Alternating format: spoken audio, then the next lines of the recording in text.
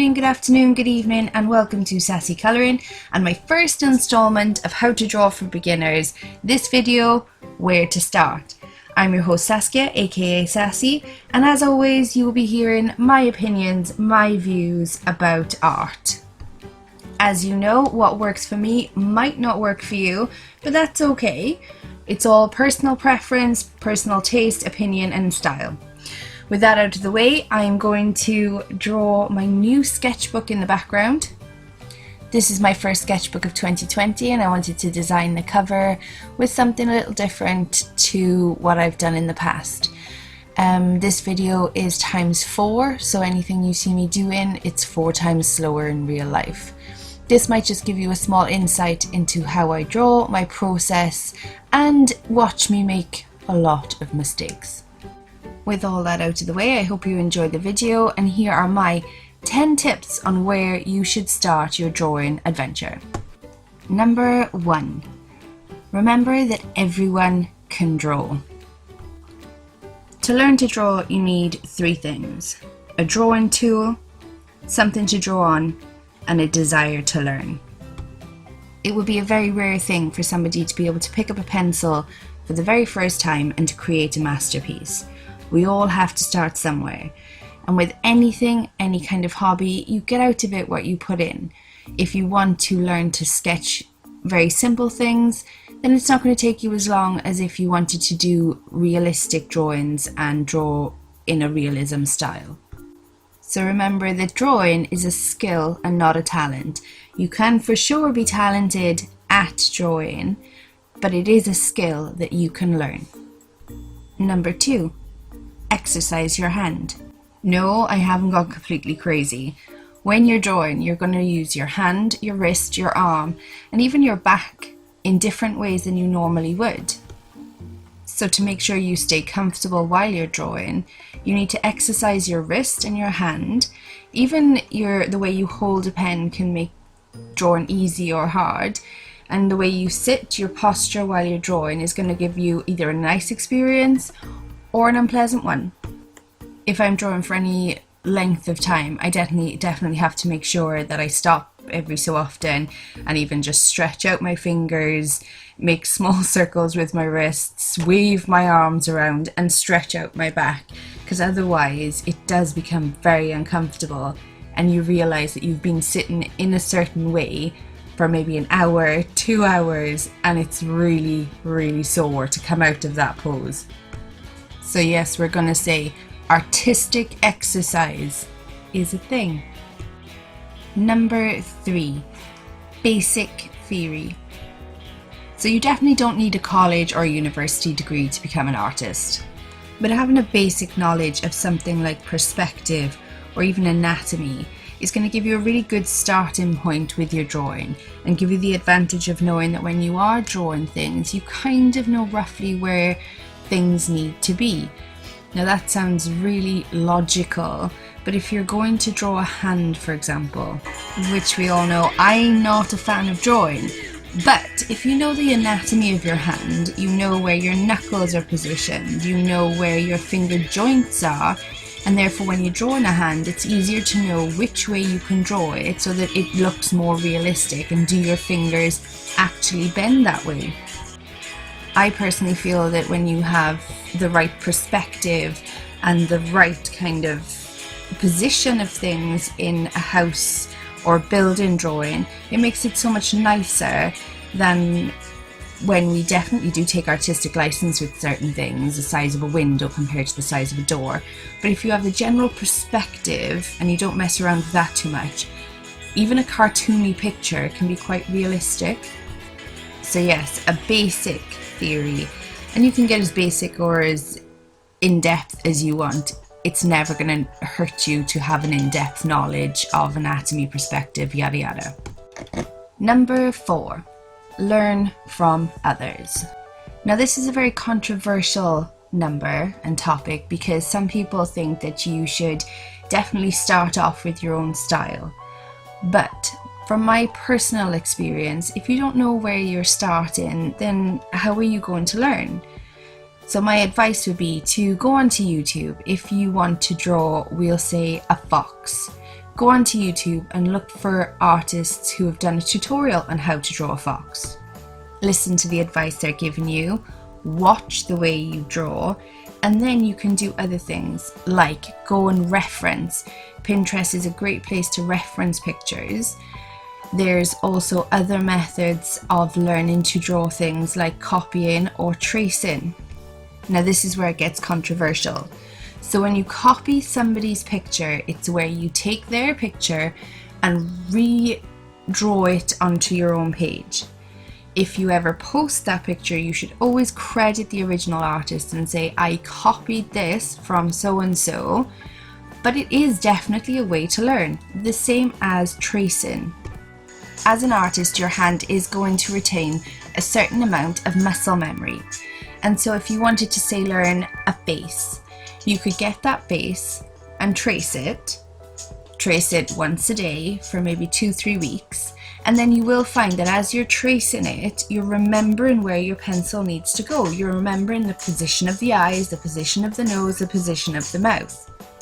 And then at some point you can recreate that picture without having to trace it. So then you are copying it.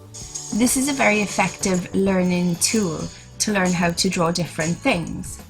Nobody can be expected to know how to draw every single thing. If you know how to draw a face, should you also be able to know how to draw an elephant? And if you know how to draw an elephant, should you know how to draw a tree? No, these are things we do see a lot, but unless you sit down and study them, you're not going to understand how they look or how the details work. And so by watching others and learning from others, you then progress. The only thing you have to do is remember to credit the artist that one, you copy from. Two, if you're going to trace, I'm going to say keep it personal, don't post it online. I've done this before and it's not good.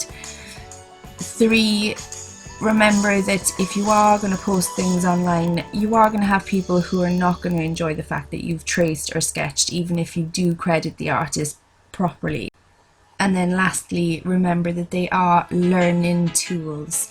They're not to be abused by going out and tracing a bunch of stuff, putting together an artist book or a colouring book, whatever, and then selling it. That's where this annoyance comes from, that people are using other people's work to make money. Number 5 is explore your mediums. So I suppose at the moment the biggest choice is between traditional style or digital. While traditional art is still widely considered the more popular, digital art is making a massive dent in the art world, and rightly so. It's just as hard to draw a picture on a tablet with a pencil as it is to draw it on a sheet of paper. There are for sure advantages to being able to erase things a lot easier on a tablet, but personally I wouldn't say digital art is any less of a skill than traditional art. Then if you go down the traditional route, you have to choose something like, should I work with pencils, colouring pencils, paint, acrylics, oil paints? There's a lot to choose from, and don't niche yourself too quickly. Give everything a bit of a try. Once you've learned to sketch a simple circle, then you can try colour it in with pencil, colour it in with colouring pencils, paint it, air spray it. There's so much you can do, and just have fun with exploring them. The same with anything in life. You don't have to have the best materials to start off with. So if you want to have a go at sketching, you don't have to buy a pencil that's €10. I don't know if you can get a €10 pencil, but I'm sure you can. You don't have to buy a sketchbook that's €50. When you're starting off, keep your mediums simple. You can obviously buy what your budget allows, but there's no point in spending a lot of money on something if you're just trying it out, because there is always a lot of wastage. Well, for me personally anyway, if I want to start painting, I'll have 10 pages where I've painted complete rubbish just trying to find out the colours of the paint, etc. So when you're exploring your mediums, explore them wisely. This leads me nicely onto number 6, your supplies.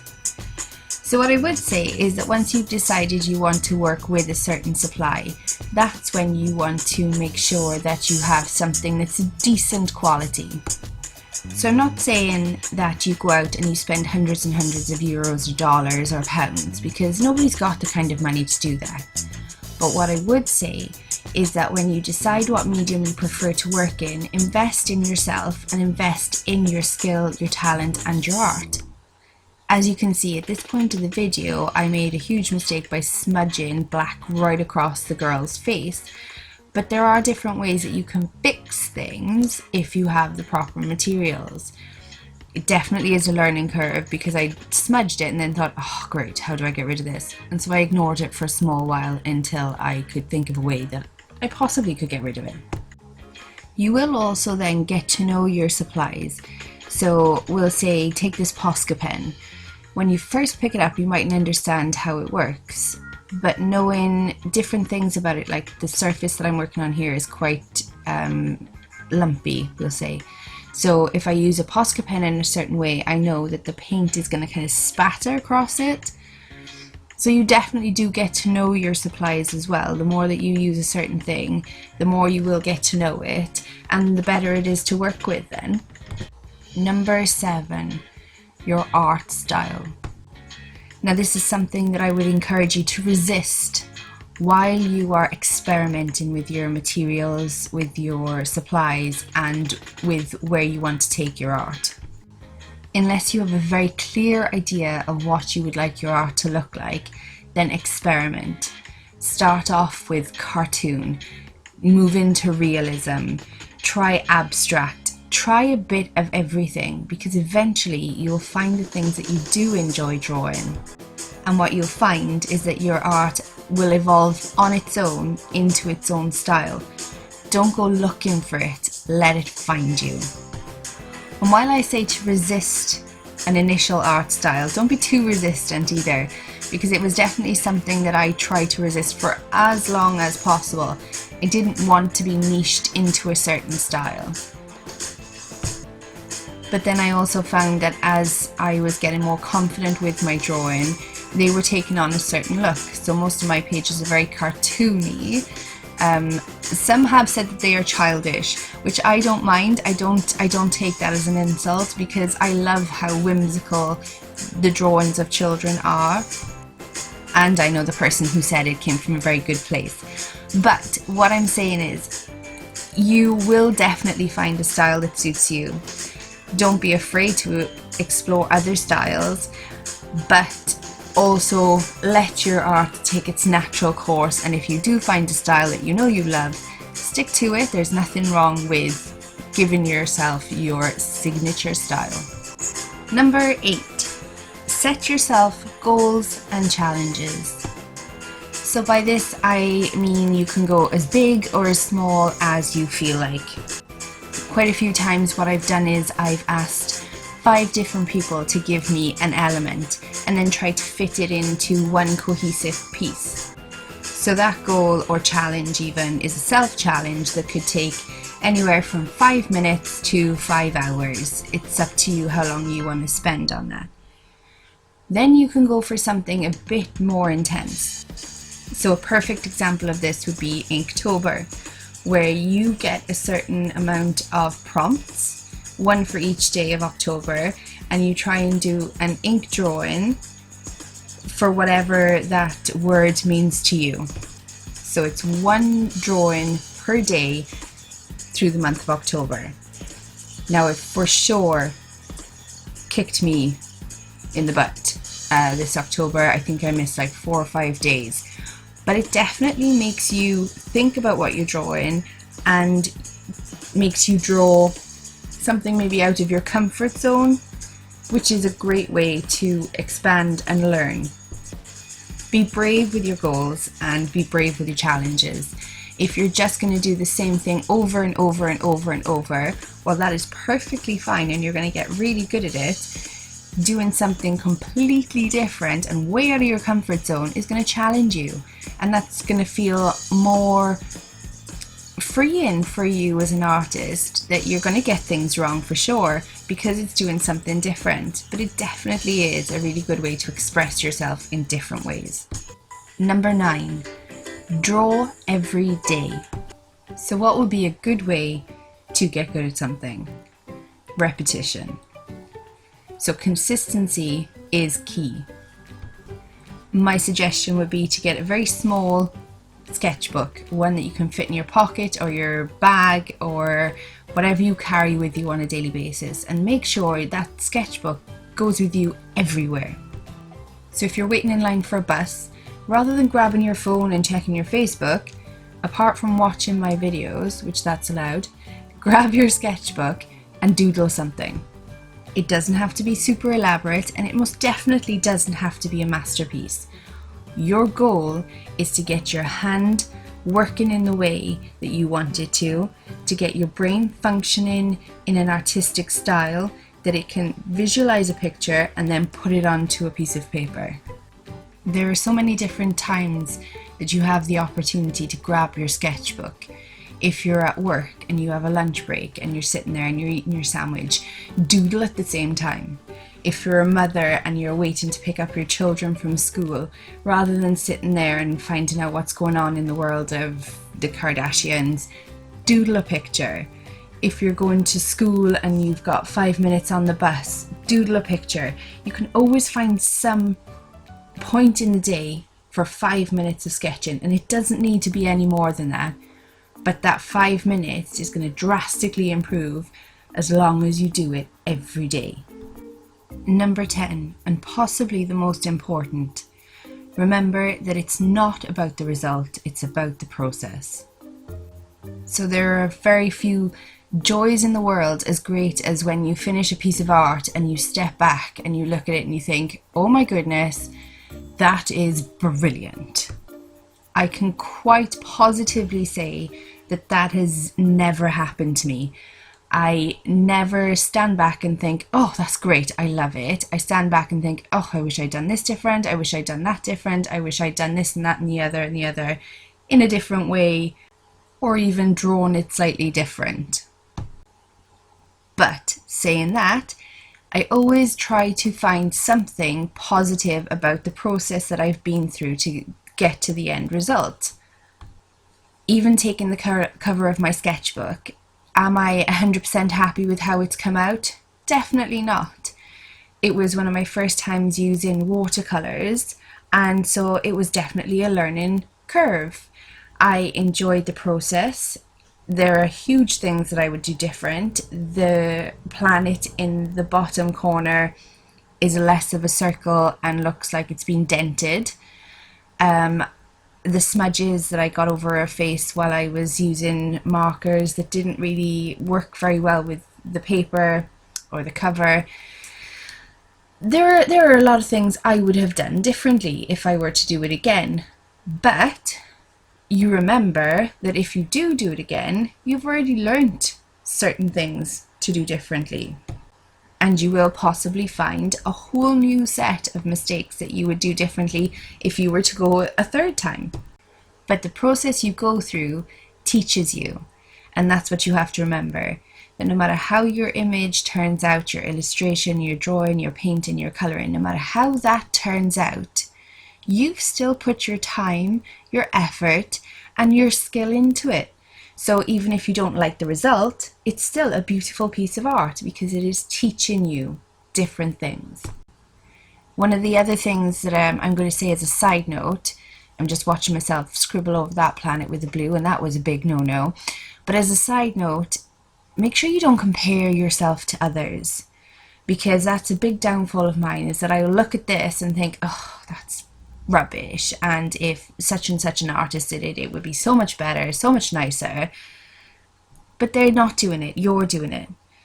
And the point of drawing is to relax and have fun, if you're doing it on a hobby level, of course. But once you start losing the enjoyment or comparing yourself to others to where you're very self-deprecating, then it stops being fun. So while you're not creating a masterpiece for every piece of art that you're doing, again, as with colouring, if you're enjoying this process, then that's the main goal. That's what you decided to get into drawing for, not because you want to be a world famous artist. Maybe you do, and you will get there if you want to, and if you work hard enough, and if you've got that goal and drive. But for most of us, it is to relax, enjoy, and have fun.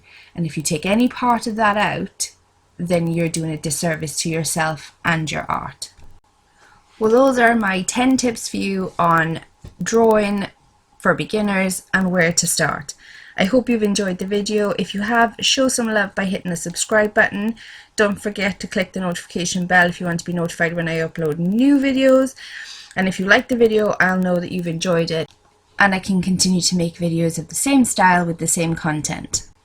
A massive thank you to my Sassy Colouring team, group admin, and also to my fantastic Patreon members who keep me going and support me each and every month.